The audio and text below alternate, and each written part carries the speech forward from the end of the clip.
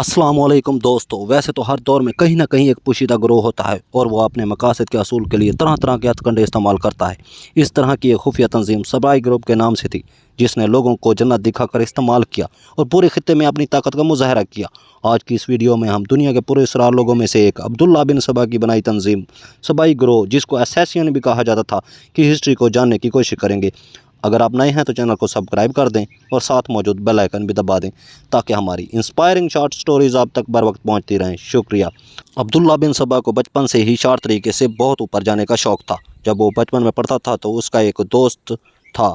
जब बड़े हुए तो अब्दुल्ला बिन सबा का दोस्त इराक़ में एक बादशाह का ख़जानची बना हुआ था।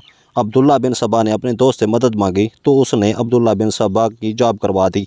अब्दुल्ला बिन सबा अपने दोस्त से बहुत ज़्यादा तरक्की करना चाहता था, लिहाजा वो ऐसी हरकतें करने लगा जिससे वो बादशाह के करीब आ जाए।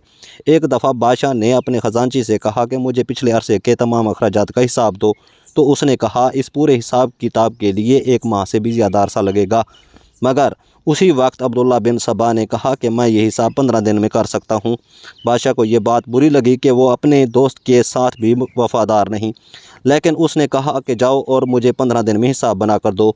जब 15 दिन बाद उसका हिसाब मांगा गया तो अब्दुल्ला बिन सबा का सारा हिसाब फ़र्ज़ी था और वो फ़र्ज़ी हिसाब किताब पकड़ा गया तो बादशाह ने उसको सज़ाए मौत का हुक्म दिया, मगर उसकी दोस्त की अपील पर उसकी जान बख्श दी गई, मगर उसको नौकरी से निकाल दिया गया। अब्दुल्ला बिन सबा हमेशा घूमता रहता था और जहाँ पर भी वो किसी खूबसूरत लड़की को देखता वहाँ पर निशानदेही के लिए कुछ निशान लगा देता था। आखिरकार उसको चर्स की साइंस भी समझ आई और कुछ डकैत दोस्त भी मिले। चर्स और डकैत को इस्तेमाल करके उसने एक ग्रोह बनाया जिसको सबाई ग्रोह कहा जाता था। उसने ईरान के पहाड़ों में अपना किला बनाया और जहाँ जहाँ उसने निशान लगाए थे वहाँ से लड़कियाँ अगवा करके उनको इस किले में लेकर आया और उसके बाद उसने सादा लोगों को इस्तेमाल करना शुरू कर दिया। वो लोगों को जन्नत दिखाने के लिए किले में लेकर आता और उनको चर्स पिलाता। जब वो नशे में मदहोश हो जाते तो उनको लड़कियों के पास छोड़ दिया जाता। नशा ख़त्म होने से पहले ही उनको दोबारा उस जगह वापस ले आया जाता और लोगों को ये बताया जाता कि ये जन्नत थी और क्या वो ऐसी जन्नत में दोबारा जाना चाहते हैं हमेशा के लिए। तो सब इस जन्नत को दोबारा पाने के लिए बहुत दीवाने हो जाते।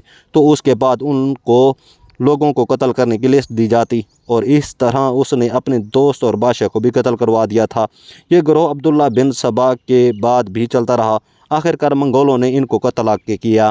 इस कहानी से एक तो ये समझ आती है कि जिसने हर हाल में कुछ न कुछ पाने का सोचा हो उसके आगे ताल्लुकात और रिश्तों की कदर नहीं होती और ना ही इंसान मोहसिनों को मोहसिन समझता है। दूसरा ये कि हर वो शख्स खुद को सबसे समझदार समझता है। एक वक्त आता है जो अब उसको सब लोग बेवकूफ़ कहते हैं। बस इतना देखें कि अल्लाह ताला ने हर चीज़ की कामयाबी का एक रास्ता बताया हुआ है। जब इंसान गैर फितरी तरीके से कामयाब होने का सोचता है, खा उसकी नीयत कोई भी हो, वो चाहते ना चाहते दूसरों को अजियत ज़रूर देता है।